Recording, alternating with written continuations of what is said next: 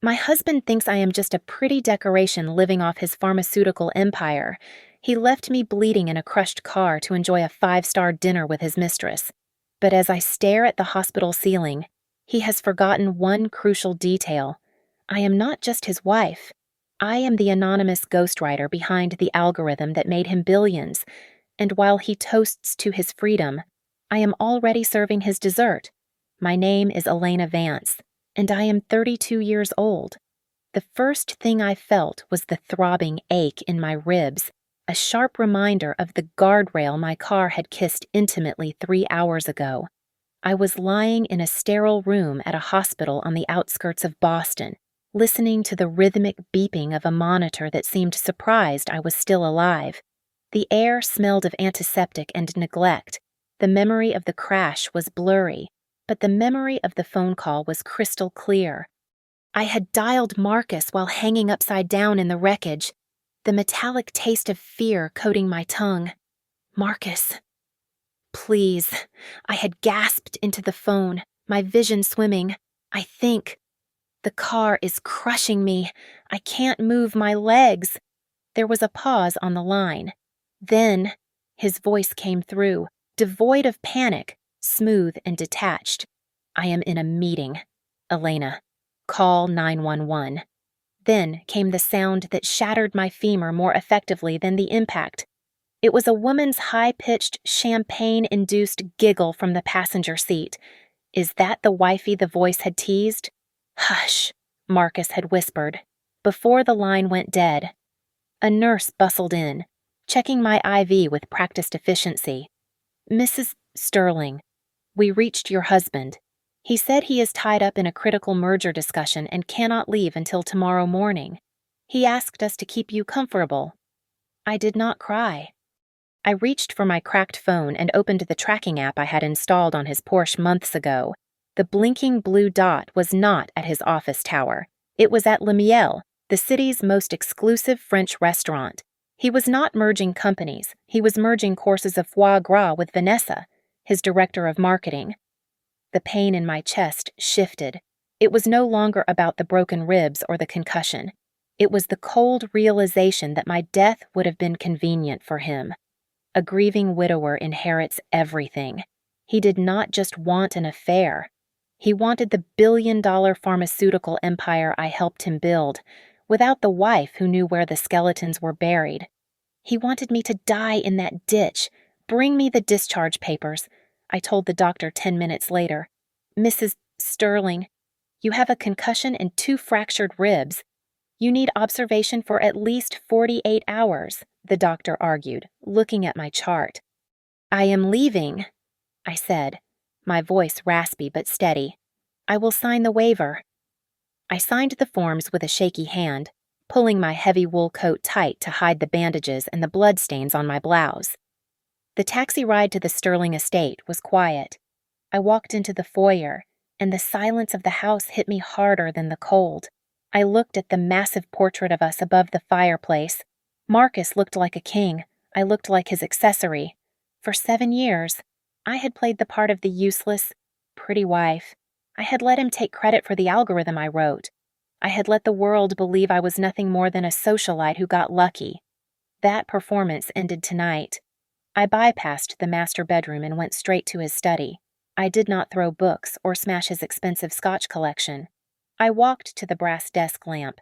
I peeled back the felt lining of the base and retrieved a tiny silver USB drive.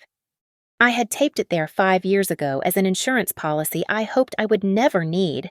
It contained the source code, my code, in our room. I ignored the walk-in closet filled with designer dresses Marcus had bought to dress his doll. I pulled a duffel bag from under the bed. I packed 2 pairs of jeans, a few sweaters, and my toiletries. Then, I went to the back of the closet and pulled out a battered laptop case containing a machine from my graduate school days. It was heavy and slow, but it was clean. It was mine. I walked downstairs to the kitchen. The marble island gleamed under the pendant lights. I slipped the 5-carat diamond ring off my finger. It felt like shedding a shackle. I placed it on the counter.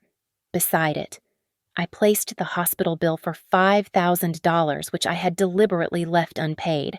He could afford it. I opened the back door. The snow was falling heavily now, blanketing the driveway in white. I did not take the Mercedes. I called a taxi service to take me to a studio apartment in Queens I had rented 6 months ago under my maiden name. As I stepped out into the freezing night, I did not look back at the mansion. Elena Sterling died in that car crash. Elena Vance was the one walking away. My studio apartment in Queens smelled of stale coffee and ozone. It was a far cry from the marble floors of the Sterling estate, but it had something the mansion lacked: purpose. I had pushed the furniture against the wall to make room for 3 high-powered servers I had bought with cash. This was my command center. While the city slept, I was awake, my fingers flying across the keyboard of my old laptop, tunneling through the back doors I had left in the Sterling Biocorp mainframe years ago. It felt like a lifetime ago, but it had only been 7 years. I closed my eyes for a moment and saw us in our cramped university dorm room. I remembered the exact moment I solved the gene prediction sequence. I had been shaking with exhaustion and adrenaline, handing Marcus the notebook. "Elena?"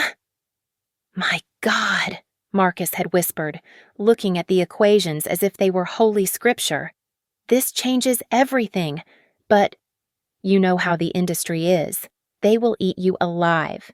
Let me be the shield. Let me put my name on the patent to protect the family. You can stay in the shadows, safe and happy." I had believed him. I was young, in love, and naive. I thought we were a team. Now, looking at the glowing monitors, I saw exactly what that team meant to him. According to his calendar, Marcus was currently hosting a gala. He likely assumed I was at my mother's house in Vermont, crying into a pillow, waiting for my ribs to heal so I could crawl back and beg for forgiveness. He had no idea I was watching his digital footprint in real time. A file transfer alert pinged on my center screen. I opened it. Marcus was moving the intellectual property rights for my algorithm, the very foundation of his company, to an offshore entity in the Cayman Islands. The company was named Vane Enterprises. I let out a dry, humorless laugh. Vane, Vanessa, and Marcus. He was stripping the company of its most valuable asset before filing for divorce, ensuring I would get half of a hollow shell. I picked up my phone and opened Instagram. I had not blocked Vanessa. She was my best source of intelligence. She had posted a photo an hour ago. It showed her and Marcus at a spa, clinking glasses of champagne. The caption read, "Out with the old and dusty. In with the fresh and fabulous. New beginnings." I did not feel jealous. I zoomed in on the reflection in her sunglasses. I could see the reflection of a man sitting opposite them, a known venture capitalist with a shady reputation. They were not just relaxing. They were selling off the pieces of my life. I turned back to the servers. I needed to know why they were desperate for cash now. I accessed the internal financial reports of Sterling Biocorp. The revenue was steady, but the R&D spending was erratic. I drilled down into the clinical trial data for their flagship product, a new heart medication called Cardia Z that was scheduled to launch next month. The public reports showed a 98% success rate, but when I compared them to the raw server logs, my blood ran cold. "No, that cannot be right," I muttered to myself. I ran the comparison again. The raw data showed that 30% of the test subjects had developed acute liver failure within 6 weeks. Marcus had not just tweaked the numbers, he had erased the deaths. He was fabricating safety data for a drug that was going to be prescribed to thousands of people. I sat back, my hands trembling. This was no longer just about a cheating husband or a stolen algorithm. This was about murder on a corporate scale. If Cardia Z went to market, people would die. My motivation shifted instantly. I was not just a scorned wife anymore. I was the only person standing between the public and a massacre. A notification popped up in my personal email inbox. It was from Marcus's personal lawyer, a shark named Richard. The subject line was simply "settlement offer." I opened it. They were offering me a monthly alimony of $2,000 and a one-time payout of $50,000. In exchange, I had to sign a non-disclosure agreement that would silence me forever. The final paragraph was the kicker. If you refuse this generous offer, Mr. Sterling is prepared to release medical records suggesting your recent accident was a result of unstable mental health and suicidal tendencies. We will petition to have you committed for your own safety. I stared at the screen. They thought I was broken. They thought I was crazy. You want to fight? Marcus, I whispered to the empty room.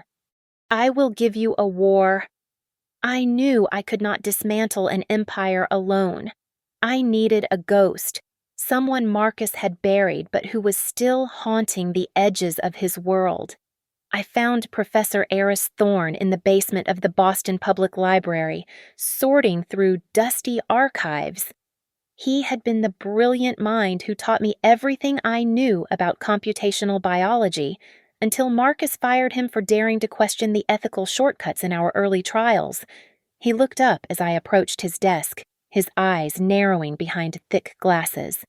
Mrs. Sterling, Eris said, his voice cold and dry like old paper, if you are here to offer me hush money on behalf of your husband, you can leave. I am not Mrs. Sterling anymore, I said, sliding a manila envelope across the desk. And I am not here to pay you. I am here to give you the weapon you need to kill the beast. Eris opened the envelope. Inside was a printout of the original source code, dated and time-stamped 2 years before Marcus claimed to have invented it. His hands shook as he traced the lines of logic he recognized instantly as mine. You, Eris stammered, looking up at me with wide eyes. You wrote the Genesis algorithm, all of it, every line. I confirmed, and I need your help to prove he is using it to kill people. We moved to a private study room. Eris connected my hard drive to his secure terminal. It took him 3 hours to bypass the encryption on the files I had stolen from Marcus. When the folder finally opened, the color drained from Eris's face. Project Mirage, Eris whispered, reading the executive summary aloud. Good God. It is a pump and dump scheme. The documents detailed a horrific strategy. Marcus knew the heart drug was toxic. He planned to hype the stock price to record highs using falsified data, then sell his entire controlling stake through shell companies just days before the FDA audit report was due to be released. He would walk away a billionaire, leaving the shareholders with nothing and the patients with liver failure. Digital files are good, Eris said, rubbing his temples. But they can claim these are doctored. We need physical evidence. We need the original toxicology report and a sample of the unadulterated drug compound to test independently. He keeps a sample in the safe in his office, I said, along with the original handwritten lab notes he thinks are his trophies. The Sterling Tower is a fortress. Elena, Eris warned, you cannot just walk in. I do not need to break down the door, I said, a dangerous smile touching my lips. I just need to open it. I knew Marcus's weakness better than anyone, his ego and his greed. That night, from my cramped apartment, I created a digital phantom. I set up a convincing website and email server for a fictitious Swiss venture capital firm interested in acquiring high-risk assets. I sent an inquiry to Vane Enterprises, dangling an offer that was 20% above market value. The bait was taken within 40 minutes. Marcus and Vanessa were desperate to cash out. They replied, eager to set up a preliminary meeting. They were so focused on the potential windfall that they got sloppy with their operational security. I accessed the building's security feed remotely. It was embarrassingly easy. For all his genius, Marcus was a creature of habit. The administrator password for the security system was still my birthday, May 12th, 89. He had never bothered to change it. I watched the grainy black and white feed of the executive floor. I saw Vanessa strutting down the hallway, laughing at something on her phone. She walked past the reception desk and tossed her security key card onto the counter while she went into the break room to get coffee. The receptionist was away on break. Got you, I whispered to the screen. Vanessa had a habit of leaving her credentials exposed. She felt untouchable in that tower. She did not know that the woman she called useless was memorizing the cleaning crew's schedule and plotting the exact moment to walk into the lion's den. "Eris," I said into my phone, keeping my eyes on the screen. "Get the lab ready. I am going to get that sample." "Elena." "Be careful," Eris replied, his voice thick with worry. "If he catches you." "He won't." I cut in. "He is too busy picking out a tie for his dinner with a Swiss billionaire who does not exist." The janitor's uniform was 2 sizes too big, smelling faintly of industrial bleach and stale sweat. I pulled the cap lower over my eyes as I pushed the cleaning cart through the service entrance of Sterling Biocorp. It was 8 o'clock on a Friday night. Most of the staff had gone home for the weekend, and Marcus was undoubtedly at some black tie fundraiser, charming donors with lies about saving lives. I reached the security turnstile. This was the first test. I held up the keycard I had cloned using the data from Vanessa's careless toss on the reception desk. The light turned green with a cheerful chirp. I was in. I navigated the corridors not by looking at the signs, but by listening to the hum of the building. I knew exactly where the blind spots were because I had designed the ventilation system to cool the server rooms efficiently 10 years ago. I knew which air ducts carried sound and which hallways had motion sensors that lagged by 3 seconds. I took the service elevator to the 40th floor. Marcus's office was locked, but the cloned master key made short work of that. I slipped inside and closed the door softly behind me. The room smelled of expensive leather and his arrogance. I went straight to the painting of a storm-tossed ship on the north wall and swung it aside. Behind it sat the wall safe. It did not have a keypad. It used a biometric fingerprint scanner. "You always were paranoid." "Marcus," I whispered, reaching into my pocket. I pulled out a small plastic container. Inside was a thin, flesh-colored piece of silicone. The night I left him, before I walked out into the snow, I had used a piece of clear tape and a forensic kit I bought online to lift his print from a wine glass he had left on the coaster. I had spent 3 sleepless nights perfecting this mold. I pressed the silicone against the cold glass of the scanner. I held my breath. Beep. The heavy steel door clicked and swung open. I exhaled, my hands shaking slightly. I reached in and grabbed the small vial labeled Cardia Z Prototype. Next to it was a black leather notebook. I flipped it open. It was not just lab notes. It was a ledger. It listed names, dates, and amounts. $50,000 to a regulator here. A luxury vacation for an inspector there. It was a roadmap of corruption leading straight to the FDA. Suddenly, the sound of high heels clicking on the marble floor outside froze my blood. I shoved the vial and the notebook into my waistband and scanned the room. There was nowhere to go. The footsteps stopped right outside the door. I dove into the narrow coat closet near the entrance just as the office door swung open. I pressed myself into the back corner, buried behind Marcus's spare trench coats. Through the thin slats of the closet door, I saw Vanessa storm in. She looked frantic. She grabbed a designer handbag from the sofa where she must have left it earlier. Her phone rang. She answered it on speaker as she rummaged through her bag. I got it. Vanessa snapped. I left my purse on the couch. Calm down. "Marcus." She paused, listening to him. Then she laughed. A cruel, sharp sound. "Oh, stop worrying about her," Vanessa said, her voice dripping with disdain. "Elena is a useless fool. She is probably crying in a motel room somewhere. She does not have the brains to figure out what we are doing. Yes, I know. Once the wire transfer hits the Swiss account next Tuesday, we are gone. Let the company burn." My heart hammered against my ribs so hard I was terrified she would hear it. She was 5 feet away from me. If she opened this closet to check for a coat, it was over. "Love you too." "Bye," she said. She grabbed her bag and strutted out, slamming the door behind her. I waited 5 full minutes before I dared to move. When I finally slipped out of the building and into the cold night air, my legs felt like jelly, but my mind was sharper than a diamond. I went straight to a 24-hour courier service and mailed the vial to Eris with instructions to send it to the university lab immediately. Then, I went back to my apartment and logged onto the biggest stock trading forums in the country, using a VPN to mask my location. I started a thread titled Insider Rumor Major Data Breach and Safety Recall Imminent at Sterling Biocorp.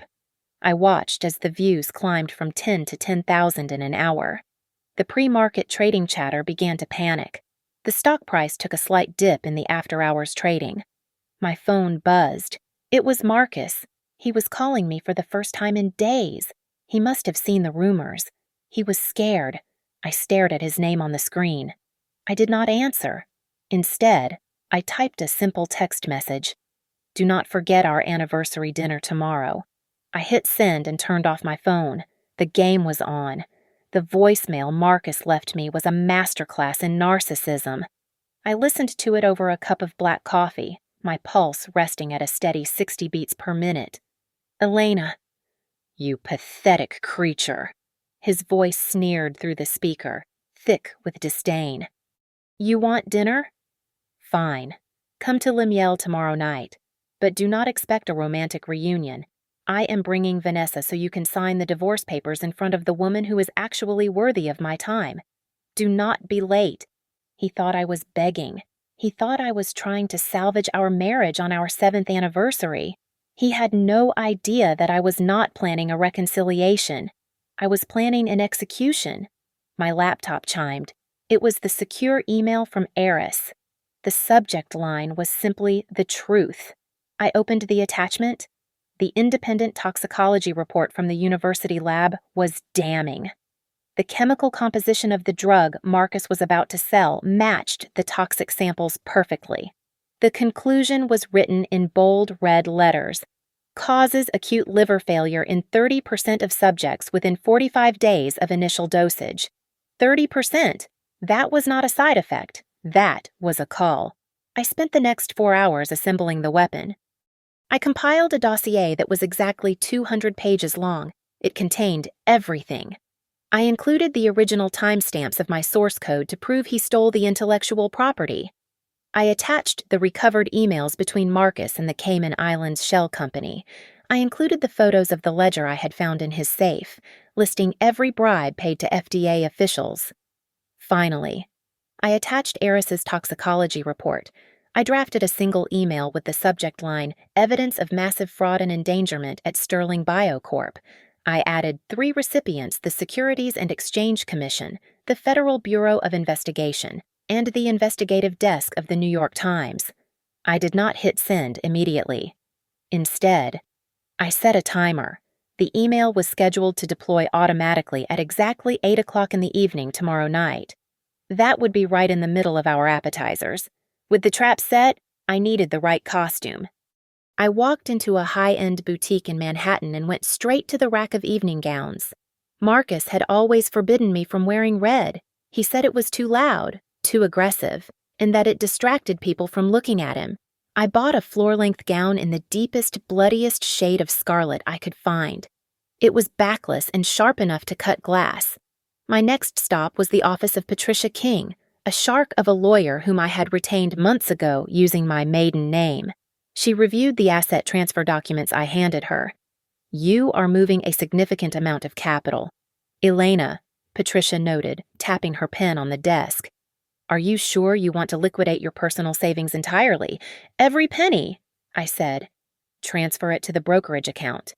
It is done, Patricia said, her eyes gleaming with professional respect.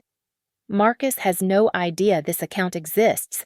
He does not even know I have a bank account. I replied. I left her office and opened my trading app.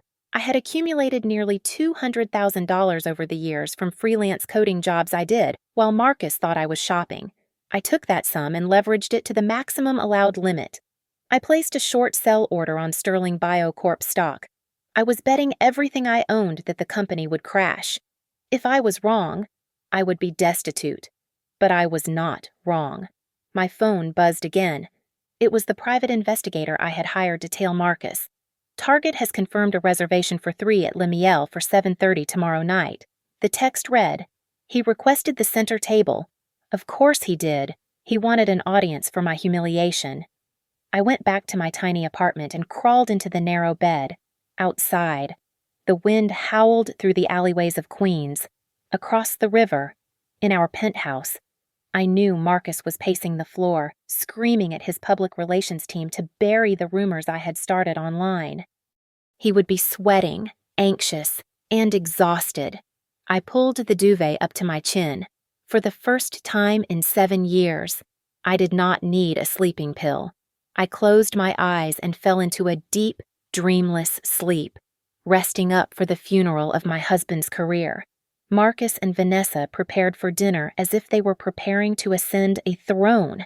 They did not just get dressed, they adorned themselves. Marcus slipped into a bespoke Italian suit that cost $15,000. The fabric so fine it looked like liquid midnight. Vanessa poured herself into a white designer gown that clung to her silicone curves like a second skin, accessorizing with a diamond necklace that could have funded a small hospital. They looked magnificent, shiny, and expensive. They looked like the perfect couple on top of the world, unaware that the ground beneath them was already crumbling. They arrived at Le Miel in a chauffeured limousine. The moment they stepped onto the sidewalk, the staff practically tripped over themselves to greet them. "Monsieur Sterling, Madame." The maitre d' bowed low, ushering them in. "Your usual table in the center is ready. Everyone is dying to see you." They sat at the VIP table, perfectly positioned so that every other patron in the restaurant had to look at them. It was a stage, and they were the stars. Marcus ordered a bottle of vintage champagne that cost $2,000 without even looking at the wine list. "To us," Marcus said, raising his glass, the crystal catching the light, "and to the Cayman accounts. By this time next week, the acquisition will be complete. I will be a billionaire. Vanessa." "A real one," Vanessa giggled, tracing the rim of her glass. "And what about the little mouse?" "What about Elena?" Marcus scoffed, cutting into his foie gras with surgical precision. "She is history. I spoke to the lawyers. I am going to crush her. Wing. She thinks she deserves half. She will be lucky if I leave her with the clothes on her back. She is nothing without me. Just a broken thing I should have discarded years ago." His phone buzzed on the white tablecloth. He glanced at it, annoyed by the interruption. "It is her." Marcus muttered. "She says, 'I will be a little late. I have a surprise for you.'" Vanessa threw her head back and laughed, the sound echoing slightly too loudly in the hushed room. "A surprise? What is it?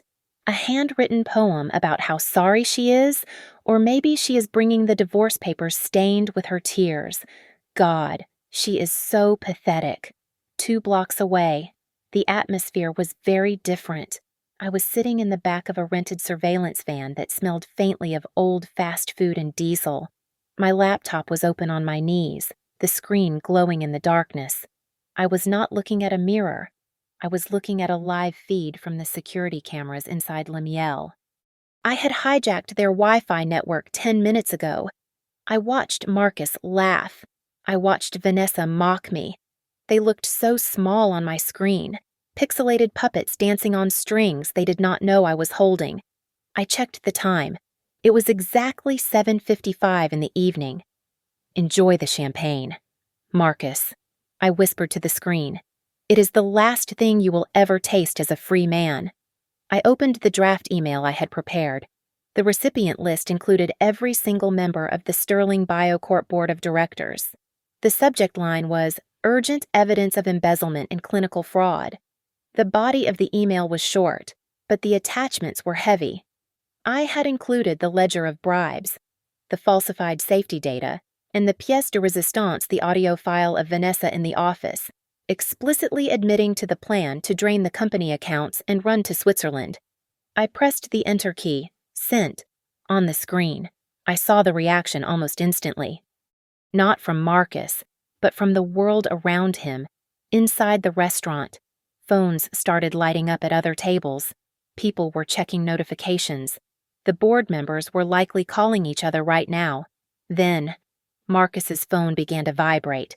It buzzed once, then again.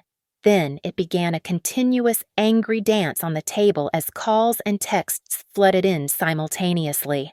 Marcus frowned, reaching for the device to silence it. Who on earth is bothering me at this hour? Ignore it. Darling, Vanessa purred, reaching for his hand. Let's focus on the celebration. He shrugged, flipping the phone face down, ignoring the digital tsunami that was crashing over his life. He raised his glass again, smiling at her. I closed my laptop. It was time. I opened the back doors of the van and stepped out into the cool night air. I smoothed down the fabric of the dress I was wearing. It was red. Not a polite, subtle burgundy, but a screaming, violent scarlet. It was the color of blood and warning signs. It was the color Marcus hated because he said it made people look at me instead of him. I adjusted the strap on my shoulder and lifted my chin. I did not walk like a victim. I did not walk like a scorned wife. I walked like a queen marching toward her coronation, ready to burn the kingdom down to rule over the ashes. The heavy oak doors of Lemuel swung open, and I stepped into the warm, amber glow of the dining room. I could feel the immediate shift in the atmosphere. The hum of polite conversation died down, replaced by the soft rustle of silk and the sharp intake of breath. I was no longer the invisible woman standing in the shadow of a genius husband. In my scarlet gown, I was a burning flare in a room full of gray suits. My hair was swept back, my makeup was flawless, and my eyes were locked on the center table. I walked with a slow, predatory rhythm, the slit in my dress revealing just enough leg to keep the room's attention. I saw Marcus before he saw me. He was laughing at something Vanessa had said, his head thrown back in arrogant delight. Vanessa saw me first. Her smile faltered, transforming into a sneer of recognition that quickly dissolved into uneasy jealousy as she took in the dress, the confidence, and the sheer audacity of my presence. When I reached their table, Marcus finally turned. The color drained from his face so fast it looked like he had been physically struck. He half rose from his chair, his mouth opening and closing like a fish out of water. You chose a vintage bottle. Marcus, I said, my voice calm and carrying easily over the hushed room. It is a shame the party is ending before you can finish it. Marcus slammed his hand on the table, making the silverware jump. You. What are you doing here? You are making a scene, security. Get this woman out of here right now. The maitre d' started to move toward us, looking uncertain. I did not flinch. I simply smiled. A cold, sharp expression that did not reach my eyes. I pulled my phone from my clutch and tapped the screen once. Behind the bar, the massive digital display that usually showed serene landscapes of the French countryside flickered. Suddenly, the image was replaced by a live financial ticker. It was the stock chart for Sterling Biocorp. The line was not green and climbing. It was a steep, jagged red streak plunging towards zero. A murmur of confusion rippled through the restaurant. Then, phones started lighting up at the surrounding tables. Is that the Sterling stock? A man at the next table whispered loudly. That is him, a woman replied, pointing a manicured finger at Marcus. That is the CEO. I just saw the tweet about the clinical trials. He is a fraud. Marcus spun around, staring at the giant screen in horror. The numbers were free-falling. His net worth was evaporating by the second. What? What did you do? Marcus roared, turning back to me, his face turning a blotchy, violent red. You insane. I am just taking back what is mine. I replied. I lifted the thick manila folder I had been carrying under my arm. It was a copy of the dossier I had sent to the authorities. I tossed it onto the table with deliberate force. The heavy file skidded across the starch-white tablecloth and slammed into the open bottle of red wine. The bottle tipped, The dark liquid gushed out like an open artery, splashing directly onto Vanessa's pristine white lap. "My dress!" Vanessa shrieked, jumping up as the wine soaked into the expensive fabric, ruining it instantly. You did that on purpose." She lunged at me, her nails bared, but Marcus caught her wrist. He was not looking at her ruined dress.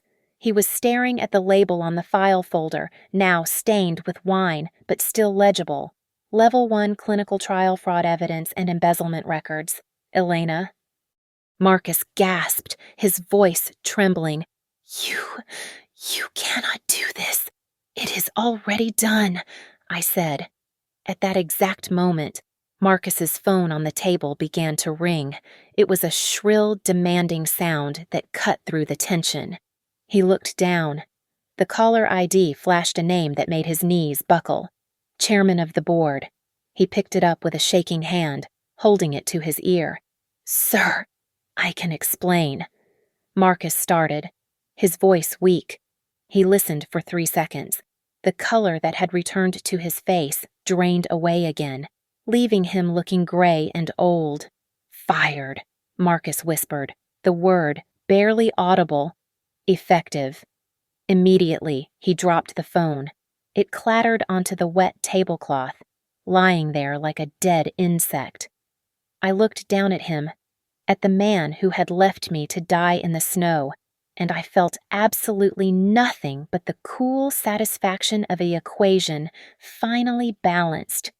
The chaos outside the restaurant happened almost as fast as the chaos inside. Through the floor-to-ceiling glass windows of Le Miel, I could see the press vans pulling up to the curb. The news of the fraud had gone viral in minutes, trending globally. Reporters were already pressing their cameras against the glass, their flashbulbs popping like a strobe light storm, capturing the fall of the golden boy in high definition. Marcus looked at the windows, then back at me. The arrogance that had defined him for 7 years evaporated, replaced by a sweaty, desperate terror. He lunged forward, grabbing the edge of the table, his knuckles white. "Elena, please," Marcus stammered, his voice dropping to a frantic whisper. "We can fix this. I can make this go away. If you retract the statement, if you tell them it was a mistake, I will give you half of everything, $50 million. Just make it stop." I looked at him with genuine pity. He still did not understand the math. "Half," I asked, letting a cold laugh escape my lips. "I do not need half of 0. Marcus, your assets are currently being frozen by the SEC. You do not have $50 million. You do not even have 50 cents. Vanessa, wiping the red wine from her ruined dress with a napkin, realized instantly that the ship was sinking. She shoved her chair back, creating a screeching sound against the floor. She looked at the surrounding tables, her eyes wide and innocent. "I did not know," Vanessa cried out, her voice shrill. "He lied to me. I am just an employee. I knew nothing about the fake data. I am a victim here too." She turned to me, pleading, "Elena, you know me. You know I would never." I did not let her finish. I tapped my phone screen again. The audio system of the restaurant, which I still controlled, crackled to life. My voice from the recording was silent, but Vanessa's voice boomed through the speakers, clear and undeniable. "Elena is a useless fool. Once the wire transfer hits the Swiss account next Tuesday, we are gone. Let the company burn." The recording ended. The silence that followed was heavy and suffocating. Vanessa froze, her mouth open, the lie dying in her throat. The atmosphere in the room shifted from shock to disgust. These were the elite of Boston. They valued power. Yes, but they despised public embarrassment and failure. I saw their faces turn away. People who had toasted Marcus 10 minutes ago were now looking at him and Vanessa as if they were lepers. A prominent banker at the next table signaled the waiter to move him to a different section. Marcus collapsed. He did not sit. He fell back into his chair as if his strings had been cut. He picked up his empty wine glass, his hand shaking so violently that the crystal rattled against his wedding ring. "I cannot," Marcus mumbled, staring at the tablecloth. "I cannot lose to you. You are just a housewife. You arrange flowers. You sort laundry." I walked around the table until I was standing right beside him. I bent down, bringing my lips close to his ear, invading his space just as he had invaded my life. "Have you forgotten who tutored you in advanced calculus during our sophomore year?" I whispered, my voice low and venomous. "I was never a housewife. Marcus, I am the architect. I built the throne you sat on, and tonight I kicked the legs out from under it." The restaurant manager appeared at the table. He was no longer bowing. He looked grim. He placed a leather folder on the wet tablecloth. "Mr. Sterling," the manager said stiffly, "I must ask you to settle the bill immediately. The total is $4,500. Marcus fumbled for his wallet. He pulled out his Centurion black card, the symbol of his unlimited power. He handed it to the manager. The manager inserted it into the portable reader. "Beep." "Declined," the manager said loudly. Marcus pulled out another card. "Platinum." "Beep." "Declined." He pulled out a third. "Gold." "Beep." "Declined." "It seems your accounts have been flagged, sir," the manager said, his voice dripping with judgment. "Do you have cash?" Marcus patted his pockets helplessly. He had nothing. Then the sound came. It started as a distant wail and grew rapidly into a deafening crescendo. Blue and red lights began to wash over the dining room, pulsing through the windows, casting long, dancing shadows across Marcus's defeated face. The sirens stopped abruptly right outside the door. The show was over. The arrival of the authorities was not a chaotic raid. It was a precise, surgical extraction. The double doors of the restaurant were held open by uniformed officers, while 4 agents wearing navy blue windbreakers with the letters FBI emblazoned on the back marched directly toward our table. They did not look at the stunned diners or the flashing cameras outside. They looked only at Marcus. The music in the restaurant had been cut, leaving only the sound of heavy boots on timber floors. The lead agent, a tall man with a face carved from granite, stopped 2 feet from where Marcus was slumped in his chair. "Marcus Sterling," the agent said, his voice projecting clearly to every corner of the room. "You are under arrest for securities fraud, wire fraud, the falsification of federal medical documents, and conspiracy to commit murder in the 1st degree." Marcus blinked, his brain seemingly unable to process the final charge. "Murder what? What are you talking about?" "I never touched her." I stepped forward slightly, handing a thin folder to the agent. "Here is the supplementary forensic report on my vehicle." "Agent." I turned to look at my husband. "You did not touch the car." "Marcus." "But your personal mechanic did." "The brake lines were not severed by the crash. They were cut with wire cutters 2 miles before I reached the curve. The police found the money transfer you sent him, and he has already confessed to the district attorney in exchange for a plea deal." "He told them everything." Marcus looked at me, his mouth opening and closing in silent horror. He realized then that the net had not just been cast. It had been tightened around his throat days ago. "Cuff him," the agent ordered. 2 officers hauled Marcus out of his chair. He began to struggle, the fight-or-flight response finally kicking in. "No, no, I am innocent," Marcus screamed, his voice cracking as the metal cuffs clicked tight around his wrists. "She is lying. She is framing me. I am a pillar of this community." Vanessa tried to edge away from the table, clutching her designer bag to her chest, trying to make herself small. "Ms. Vanessa Vane," a female officer said, stepping into her path. "You are also under arrest for conspiracy to commit money laundering and aiding and abetting a federal crime." "Me!" Vanessa shrieked, her composure shattering completely. "I did nothing. I just work for him." He lied to me. We have the audio recording of you discussing the Swiss accounts. Ms. Vane, the officer said, taking Vanessa's arm firmly. You can explain the rest at the precinct. Vanessa began to sob, black mascara running down her cheeks in thick, ugly streaks, ruining the face she had spent hours perfecting. I stood perfectly still amidst the swirling chaos. I did not feel a rush of adrenaline or a surge of joy. I felt a cool, clinical sense of completion. It was the feeling of solving a complex equation and arriving at the only possible zero. The lead agent turned to me, offering me a clipboard with a witness statement. I took the pen and signed my name with a steady hand. The agent looked at the signature, then up at me, a flicker of genuine respect in his eyes.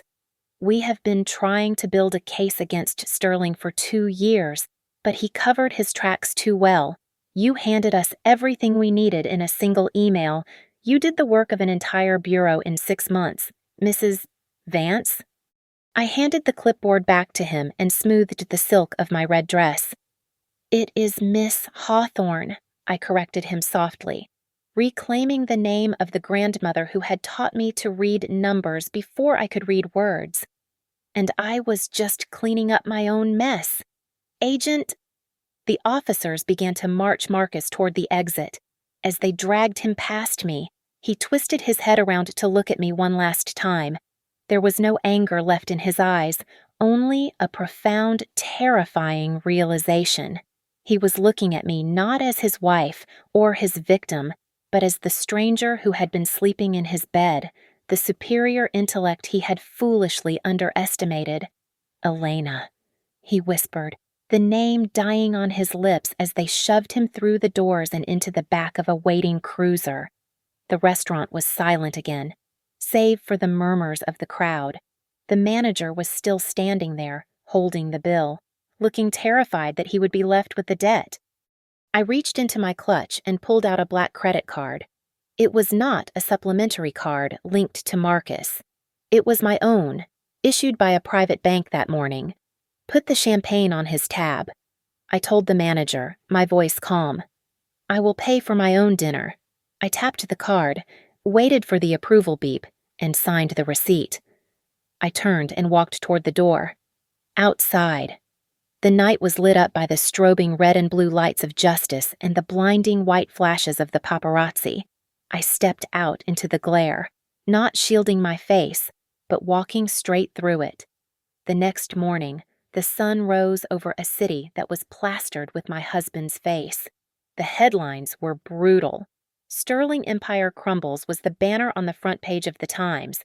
The stock chart for Sterling Biocorp was a flat line at the bottom of the graph, because I had bet everything against the company at its peak. My brokerage account now held a number that looked like a telephone number. I had made $12 million in 8 hours. It was blood money, perhaps, but it was my blood that had been spilled to get it, so I felt entitled to every cent. I walked into the Sterling Biocorp boardroom at 10 o'clock sharp. The remaining directors looked like frightened children waiting for the principal. I did not sit down. I threw the original patent documents on the mahogany table. This algorithm is mine, I told them, my voice echoing in the silent room. I can pull the license right now and leave you with nothing but lawsuits and bankruptcy. They were ready to sign anything to save their own skins. I have conditions, I continued. First, you implement a complete ethical overhaul of all testing protocols. Second, you hire Professor Eris Thorne as your new director of research. He is the only man who can save your reputation now. They agreed before I even finished the sentence. 2 days later, I went to the county detention center. Marcus had been denied bail. The judge cited his offshore accounts as a flight risk and the tampering with my car brakes as a danger to the community. I sat on the cold metal stool behind the reinforced plexiglass. Marcus walked in. He was wearing an orange jumpsuit that washed out his complexion, making him look gray and sickly. He looked 10 years older than he had at the restaurant. He picked up the receiver with trembling hands. Elena, please, he croaked, his eyes red and swollen. You have to help me. I cannot survive in here. The other inmates, they know who I am. I am sorry. I will do anything you want. I did not pick up the phone to comfort him. I slid a single manila envelope through the document slot.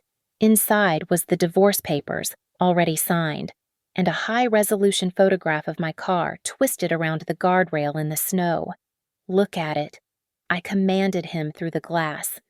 He looked down at the photo, tears streaming down his face. You chose a 5-star dinner instead of my life, I said, my voice steady and hard. You left me to freeze in that wreckage. Now you have the rest of your life to eat prison food. I hung up the phone. I did not look back as he slammed his fist against the glass, screaming my name in a mute rage. Walking out of that gray building into the sunlight felt like taking my first real breath in 7 years.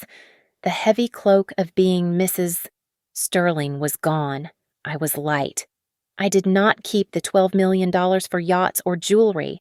I established the Vance Thorne Foundation. It was a scholarship fund designed specifically for female data scientists and biologists who had been overlooked or silenced by men like Marcus.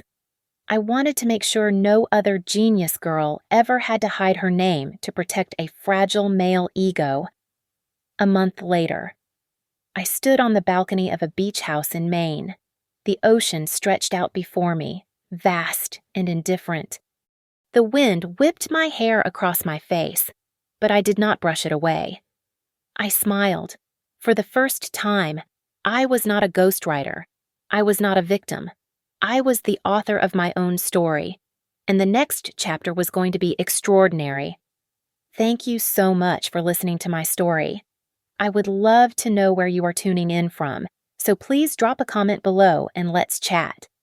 If you enjoyed seeing justice served, please make sure to subscribe to Lily Revenge Stories, like this video, and hit that hype button to help share this story with more people.